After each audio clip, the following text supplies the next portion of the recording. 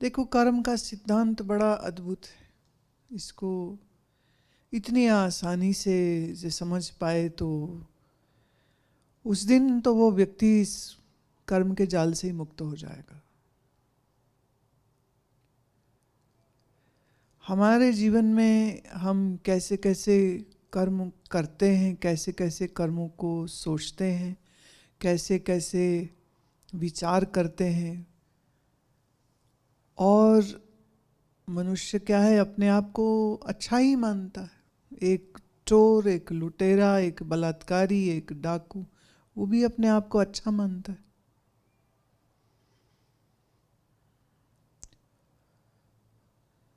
सो ये tick mark तो सबने करके रखा हुआ है ना, I am good, I am best. बल्कि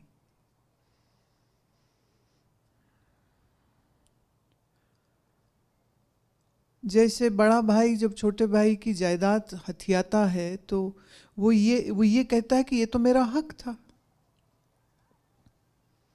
जब एक औरत अपने पति को छोड़ दे और फिर उसको जब वो कानूनन कार्रवाइयाँ करती है और वकील और थाना और कचहरी होती है, उस समय पर वो उसको जस्टिफाइड मानती है। पुरुष जब अपनी पत्नी को सताते हैं तो उन्हें लगता है कि वो सता थोड़ी रहे हैं, ये बेवकूफ़ है, इसको अकल नहीं है, मैं इसलिए इसको जब सीधा नहीं रखूंगा तो ये तो घर उजाड़ देगी मेरा। अर्थात जब कोई आदमी कुकर्म करता है, बुरा कर्म करता है, तो वो उसको एक्चुअली जस्टिफाई करके ही कर रहा होता है। कोई बुरे को बुरा समझ के कहाँ करता है? पूछो किसी चोर से वो चोरी क्यों करता है, वो कहेगा मैं बच्चे नहीं पालने। वो कहता है कौन चोर नहीं, सेठ चोर टैक्स चुराता है। बोले सरकार भी चोर, सब पैसा ले जाती, हम गरीबों को कुछ नहीं देती, तो हमने चोरों को लूटा है, कौन शरीफ है। एक बार मैं जालौन, उत्तर प्रदेश के जालौन क्षेत्र में सत्संग के लिए सम्मेलन था, वहाँ पर स्वामी जी ने मुझे बुलाया, मैं वहाँ गई थी। वहाँ शाम 7 बजे के बाद कोई घर से बाहर नहीं निकलता, सबके घरों के आगे सलाखों वाले लोहे के गेट थे, और 6 बजे के 7 बजे के बाद अप्रॉक्सीमेटली जैसे अंधेरा हो गया, स्ट्रीट लाइटें कोई थी नहीं, कोई घर से बाहर नहीं निकलता। क्यों? वहाँ जो दस्यु होते थे, डाकू जिसे आप कहेंगे, कई लोग उन्हें रिबेल बोलते, कई उन्हें वो अपने आप को बागी कहते। वो कहते सिस्टम ने हमको तकलीफ दी, तो अब हमने भी तो अब जीना है, हमारे बच्चे हैं, माँ है, बाप है, भाई है, बहन है, तो कहाँ से पालें? तो ये सेठों को लूटेंगे। तो वहाँ किडनैपिंग्स चलते थे बहुत। बांदा में सत्संग मेरा, मैं किसी अगेन सम्मेलन में मैं गई थी, तो बांदा अगेन पूरा डिस्ट्रिक्ट कैसा था कि जब हम वहाँ गए तो दो नाली बंदूक के बगैर कोई चलता ही नहीं वहाँ पर। कोई अपनी रक्षा के लिए और कोई जो बागी है। अब हर बागी की एक कहानी, वो कहता है कि मुझे पुलिस वाले ने सताया, किसी साहूकार ने सताया, उसके अपने कोई चाचे ताऊ ने सताया, मार दिया, बलात्कार हो गए, भाग गए। अब जिन्होंने सताया वो उनको मार रहे हैं, तो कह रहे हम क्या गलत कर रहे हैं? उनके भी लॉजिक गलत नहीं।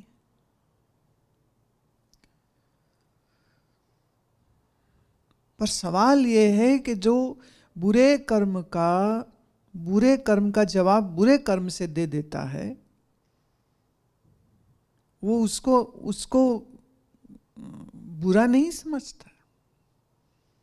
मर थोड़ी जाए, इंसान है, तो अपनी इज्जत के लिए हमें ये काम करना पड़ेगा, तो हम करेंगे।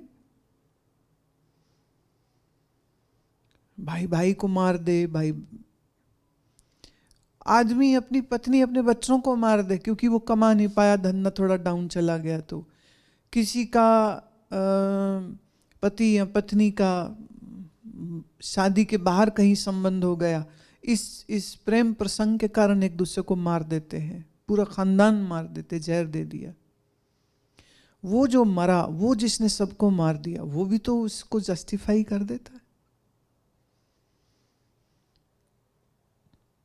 अब अगर इस पहलू से आप देखने लग जाओगे तो किसको बुरा कहोगे आप? वो तो अन्याय का विरोध कर रहा था। फेक एनकाउंटर्स हुए एक समय पर, पंजाब में भी हुए, महाराष्ट्र में भी कभी हुए, कई जगह में होते। अब बगैर किसी दोष के जब किसी के घर के सदस्य को मार दिया जाएगा तो दूसरा क्या करेगा? या तो डर के घर बैठेगा, और दूसरा होगा तो वो कहेगा कि मैं तो बदला लूंगा।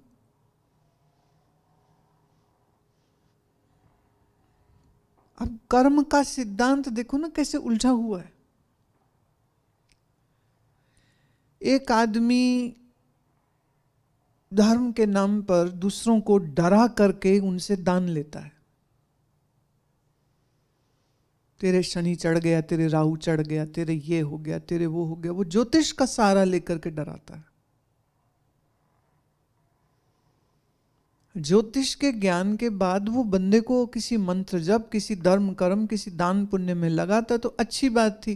वो कहते तू मुझे पैसा दे ना, मैं तुम्हारे लिए जप करूंगा और फिर सब ठीक हो जाएगा। मैं एक उदाहरण देती हूँ। अमृतसर में एक विद्वान होने का दावा करते थे एक ज्योतिषी। उन्होंने मेरे किसी जानने वाले को कहा कि आप मुझे 50,000 रुपये दीजिए। अम्मा मैं 40 साल पुरानी बात करी। 50,000 रुपये दीजिए, मैं आपके लिए जप करूँगा। आपका बड़ा कठिन समय जो चल रहा है उससे आपको बड़ा आराम आएगा। तो वो तैयार भी हो गए देने के लिए। समहाउ बात पहुँची मेरे तक आई तो मैंने कहा कि कितने समय में करेंगे और कितना जप करेंगे? अब जितनी संख्या उसने बोली कि मैं 1.25 लाख जब 21 दिन में कर दूंगा। बैठेगा कितनी देर? 1 घंटे। पॉसिबल ही नहीं है।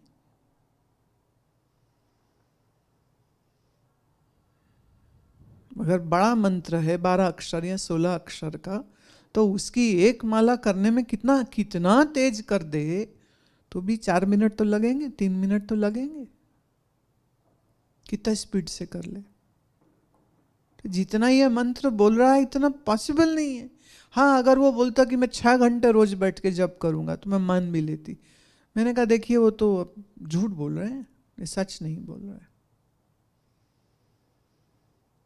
वो माता गई उस पंडित से पैसे वापस ले आई, कहती नहीं मेरे को कराना ही नहीं है अनुष्ठान। अब ये उस पंडित का अशुभ कर्म हुआ या नहीं हुआ? धर्म का रिप्रेजेंटेटिव है। मैं समझती हूं कि जब लोग विद्वानों का आदर ना करें, विशेष करके क्योंकि ब्राह्मणों में अधिक लिखना पढ़ना और वैदिक विद्या को लेने का क्रम रहता था, अब नहीं है, था। तो अब वो उसका रोजगार भी वही है, उसको पैसा भी वहीं से आना है। और पर रूल क्या होता है? रूल ये रहता था कि ब्राह्मण जो भी पूजा करे तो उसको यजमान दक्षिणा दे। ब्राह्मण दक्षिणा की डिमांड नहीं कर सकता है। हाँ, किसी अनुष्ठान के लिए इतना खर्च होगा तो वो खर्च कह सकता है कि इतना खर्च होगा, सामग्री, घी, लकड़ी, ये वो सब में। लेकिन वो कहे कि जब तक तुम मुझे इतना पैसा नहीं दोगे तब तक हम तुम्हारा यज्ञ नहीं करेंगे। तो रूल ये था कि व्यक्ति यज्ञ, हवन जो भी कराए वो यथा उचित, यथा शक्ति उसको दान दक्षिणा दे करके संतुष्ट और प्रसन्न करे।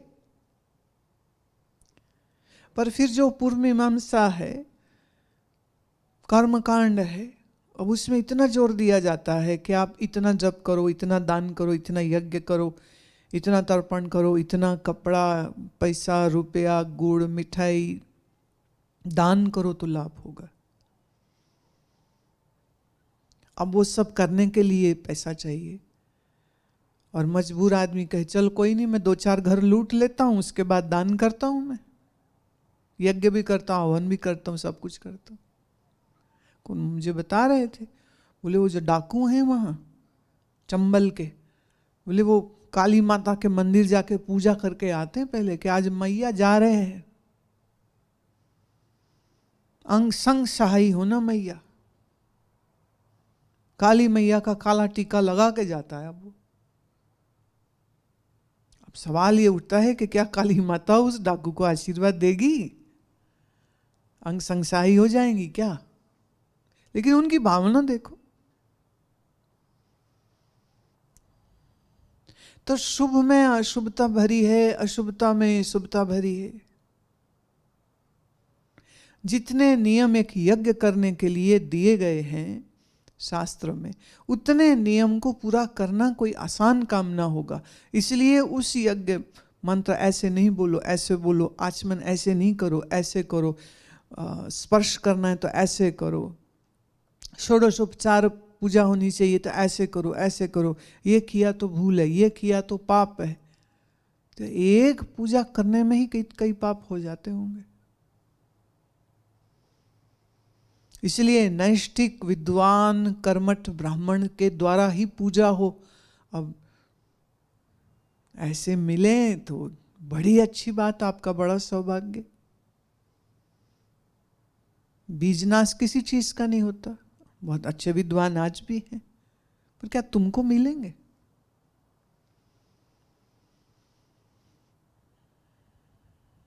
अब वो क्या, वो जागरण करते हैं कई लोग रात भर। अब रात भर जागरण तुम्हारा होना चाहिए, पर तुम लाउड स्पीकर लगा करके पूरे गांव को सुनाओ, और जितने लोग घरों में कोई बीमार है, कोई पढ़ रहा है, कोई कुछ है, कोई कुछ है, तो वो कितनी गाली देते होंगे कि क्यों लगाया स्पीकर। अब तो सरकार ने कह दिया, कोर्ट का ऑर्डर है, 10 बजे के, रात 10 बजे के बाद लाउड स्पीकर नहीं लग सकता है। पर कोई कहा हम तो धार्मिक कार्यक्रम करें, कीर्तन दरबार कर रहे हैं, हम जागरण कर रहे हैं, हम ये कर रहे हैं, हम वो कर रहे हैं। तो अब कराने वाला तो शुभ कर्म कर रहा है, पर बाकी जिनको कष्ट हो रहा है वो क्या करें? शुभ में अशुभ, अशुभ में शुभ, बड़ा उलझा हुआ मामला। तो निष्ठावान होकर के अपने कर्म को करने के लिए जो शक्ति चाहिए, वो शक्ति कितनों के पास? दूसरे। हरिश्चंद्र जिस राजकुल में जन्मे हैं, वो राजकुल माना गया है धर्मार्थ व्यक्तियों की वजह से। और हरिश्चंद्र जैसा योग्य जो व्यक्ति है वो राजा है, और वो एक अच्छी उदाहरण बन गया कि गुरु आज्ञा का पालन कैसे किया जाता है।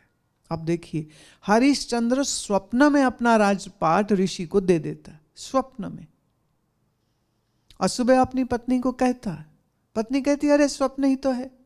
पर दरबार में बैठते हैं और ऋषि पहुंच जाते हैं। ऋषि कहते लाओ राजन, आज से तो ये सब मेरा है, तुम निकलो यहां से बाहर।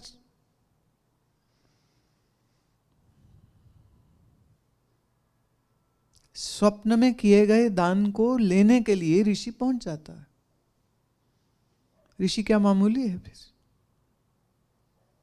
और याद रहे, ये ऋषि विश्वामित्र पहले स्वयं एक राजा थे, विश्वजित, और फिर सब कुछ छोड़ करके ऋषि हुए, तपस्या करके राज ऋषि पदवी को प्राप्त किया, और फिर बाद में ब्रह्म ऋषि की पदवी को भी प्राप्त किया। ऐसा ऋषि स्वप्न में आ रहा है, स्वप्न में राजन दान कर रहा है, दिन में आकर के वो कह रहे लाओ दो मुझे, जब वस्तु दान दे दी तो तेरी रही कहां? या तो कहो झूठ बोला। हरिश्चंद्र सब दे देते। अब नियम फिर कहूं ना, शास्त्र का जो विधान है कि जब आप दान देते हो तो उस पर दक्षिणा भी देते हो। बिना दक्षिणा के दान पूरा नहीं माना जाता। कर्म सिद्धांत से चलो तो फिर पूरा कर्म करो ना। तो विश्वामित्र कहते मेरी दक्षिणा कहाँ, वो तो दी नहीं तुमने। अब दक्षिणा देने के लिए उसके पास कुछ है नहीं, इसलिए उनको जाके काम करना पड़ा। फिर अपने आप को बेचा, फिर पत्नी बेची, नौकर हो गए, एक शमशान में चंडाल का काम किया। इधर पत्नी बड़ी सताई गई, फिर उसके पुत्र की मृत्यु हो गई, फिर पुत्र की लाश को लेकर के जब वो जाती शमशान में तो वहां क्या पाती कि चंडाल की ड्यूटी पे कौन है, खुद उसका पति जो कि राजा था। और वो कहता है कि मैं इस समय, उसने उसके मन का नियंत्रण तो देखिए, पुत्र की लाश देख के रोता नहीं, पत्नी को देख के रोता नहीं, तब भी वो अपना नियम पालन करता है कि जब तक तुम इस चिता में तभी तुम्हें दूं जब तुम इसका मूल्य मुझे दो, क्योंकि मुझे मेरे मालिक को तो देना पड़ेगा ना, तो मैं बिना पैसे के नहीं कर सकता। पत्नी कहती है अच्छा फिर मैं, मेरे पास एक साड़ी रह गई है और तो कुछ है नहीं, क्योंकि मैं तो खुद दासी हूं, मैं साड़ी तुम्हें दे सकती हूँ और मैं कुछ नहीं दे सकती। अब यही समय है जहां जा करके फिर कहते कि भगवान प्रकट हो गए और फिर सब विश्वामित्र जी को, ऋषि को उन्होंने कहा कि नहीं बहुत हो गई, अब बस, अब इससे ज्यादा नहीं। शास्त्र क्या है, हमारे सामने कुछ ऐसे चरित्रों को रखते हैं जो एक अति तक जीवन को जीते हैं, कि माने दान देने की अति तो राजा हरिश्चंद्र, सत्य बोलने तो हरिश्चंद्र, अपने संकल्प को पूरा करने का बल है तो कौन, राजा हरिश्चंद्र, मोह ममता से मुक्त है तो कैसा, जैसा हरिश्चंद्र, गुरु आज्ञा का पालन करे कैसे, जैसे राजा हरिश्चंद्र, सब कठिनाइयां सह करके भी मन में क्रोध नहीं आया, ऐसा धीरजशाली कौन, राजा हरिश्चंद्र। और चंडाल होकर के एक शमशान में कर्मचारी की काम किया, लेकिन उसमें कभी उन्होंने अपना दुर्भाग्य नहीं समझा, उसको ये भी अपना कर्म समझ के उन्होंने अच्छे से कर्म किया। तो अपने कर्म के प्रति निष्ठा रखने वाला उदाहरण कौन, राजा हरिश्चंद्र। अब इतनी कठिनाइयों में अगर ऋषि उनको नहीं डालते तो क्या हरिश्चंद्र एक इतना बड़ा आइडियल व्यक्ति होता हम सब के लिए। काले की पृष्ठभूमि पर ही सफेद चौक से लिखा जा सकता है। इतनी कठिनाइयों की पृष्ठभूमि में हरिश्चंद्र का चरित्र ऐसे उभर करके आया है कि आज हजारों हजारों हजारों वर्ष बीत जाने के बाद भी हम राजा हरिश्चंद्र को याद करते हैं कि उसके जैसा सत्यवादी कोई नहीं हो सकता। लोग दिन में दान की बात कह के मुकर जाते हैं, वो सपने में राजपाट दान दे दिया तो मुकरे नहीं है। उन्होंने नहीं कहा कि ये तो सपने की बात थी, अरे ऋषि तुम क्यों आए हो इस समय मुझसे लेने के लिए। राजा थे, सत्ता थी, शक्ति थी, सेना थी, जो चाहे कर सकते थे, पर उन्होंने क्या कहा, स्वप्न में दिया, दिन में ले लो।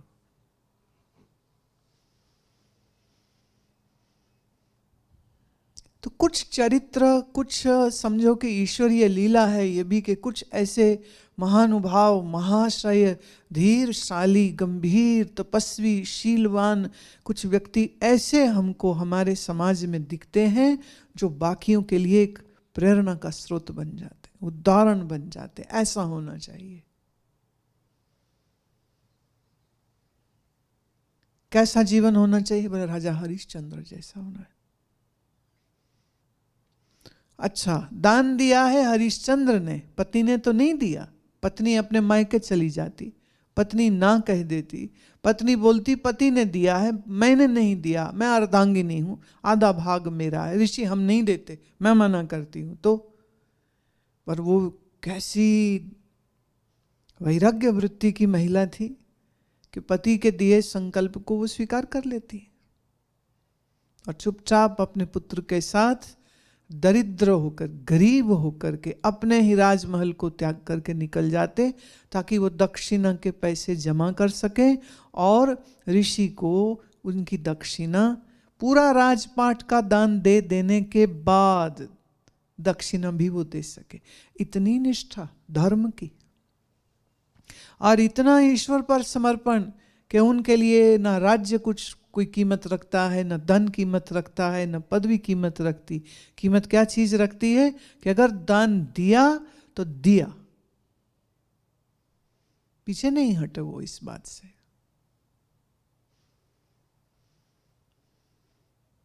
तो ये ऋषि अगर इतनी कठिनाइयां न देते तो विश्वामित्र का ये चरित्र क्या उभर के आता सामने। और जब ये सारा कार्यक्रम बंद हुआ है तो ऋषि ने कहा है, क्या राजन, मैं तेरे राज का क्या करूंगा, चल अब ये राज्य तुझे मैं प्रसाद में देता हूं, जाके तुम अब राज भोग। कोई वो खटपटिया साधु थोड़े ना था ढोंगी जो खुद ही राजा बन के बैठा हुआ था। पर जिस देश का राजा ऐसा त्याग वृत्ति वाला धर्मवीर होगा, उस राज्य में रहने वाले लोग अपने राजा को देख के उसके पद चिन्हों पे चलेंगे नहीं क्या?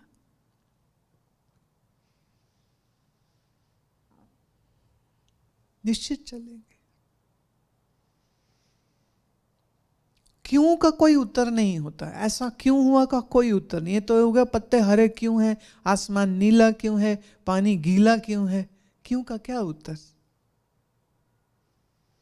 पर मेरी समझ में राजा हरिश्चंद्र इस देश की एक ऐसी उदाहरण है जिसका कोई मुकाबला विश्व के किसी क्षेत्र में आपको नहीं मिलेगा। प्रतीत होता होगा कि हरिश्चंद्र से इतनी कठोरता क्यों, इतना दंड क्यों।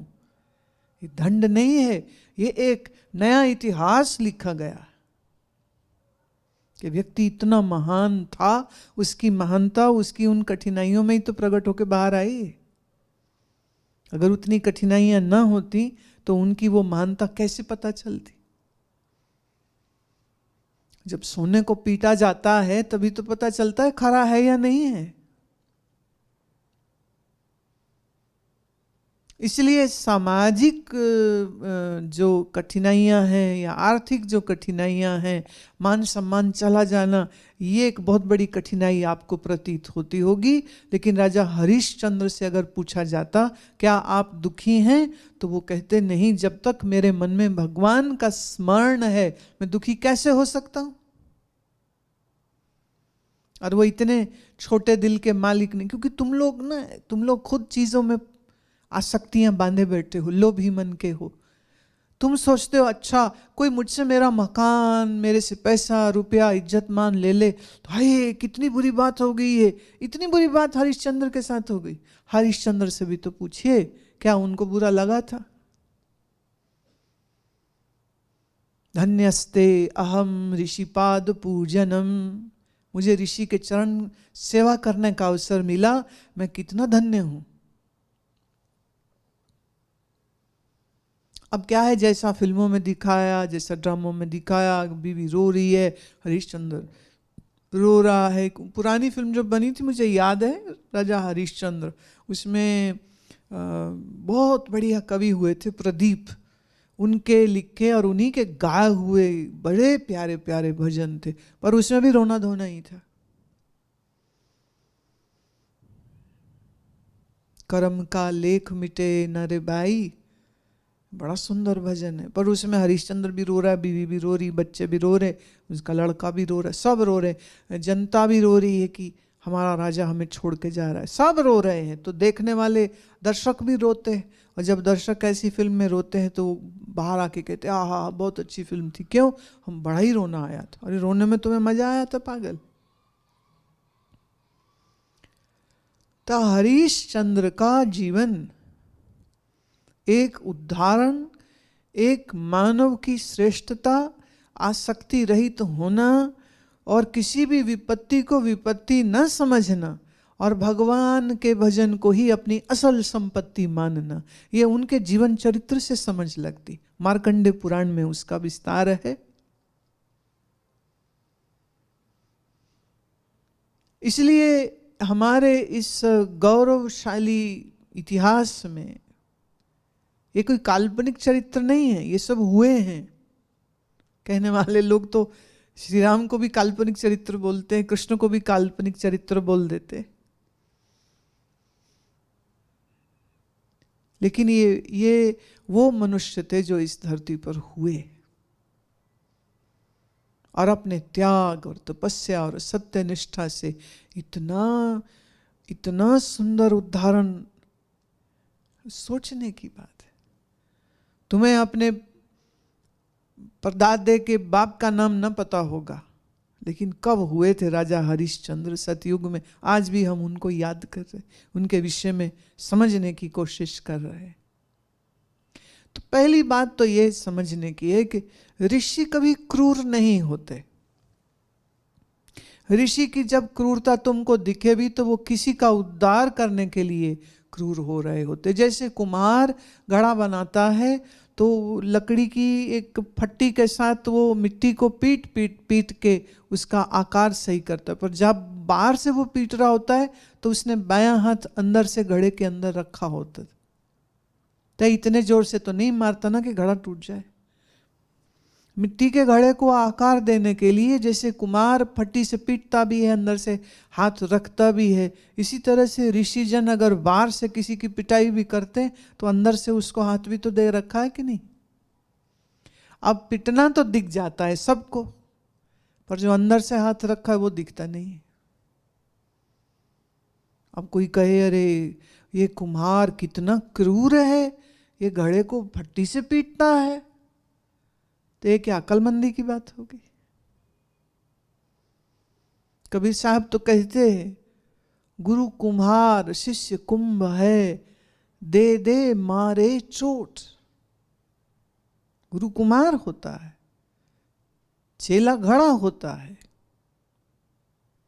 अंतर ते वो कर राखे, बाहर ते मारे चोट।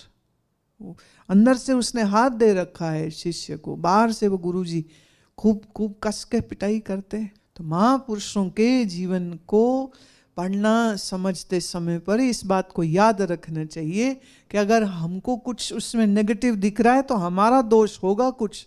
महापुरुषों के जीवन में कोई नेगेटिव चीज नहीं होती। मीरा हैं, कबीर साहब हैं, इन सबके जीवन को आप देखेंगे। संत ज्ञानेश्वर महाराज हैं, कितना कष्ट भोगा है उन्होंने, उनकी तो कोई परीक्षा नहीं ले रहा था। आलंदी के जो श्रेष्ठ ब्राह्मण थे वही उनके शत्रु हो गए थे, कितना कष्ट पाया है छोटे से ज्ञानेश्वर ने, मुक्ता ने, सोपान ने, निवृत्तिनाथ ने, कितना कष्ट पाया उन्होंने। खाने को नहीं था उनके पास, माँ बाप को जल समाधि करवा दी और फिर बाद में मना कर दिया हम नहीं शिक्षा देते। कैसा क्रूर समाज, कैसा क्रूर समाज। 21 वर्ष की आयु में तो संत ज्ञानेश्वर शरीर भी छोड़ दिया, और लगभग इतनी ही उम्र में आके मुक्ताबाई ने भी शरीर छोड़ दिया। इतने कम आयु में वो कैसा कैसा काम कर गए। पर उनके उन कष्टों को अगर आप देखेंगे तो फिर ये भी एक शिक्षा देते हैं कि कष्ट शारीरिक हो सकते हैं, भूख के हो सकते हैं, अर्थ के हो सकते हैं, लेकिन भक्त का मन जो है वह तो ज्ञान और प्रेम की सरस रस से हमेशा भरपूर रहता है।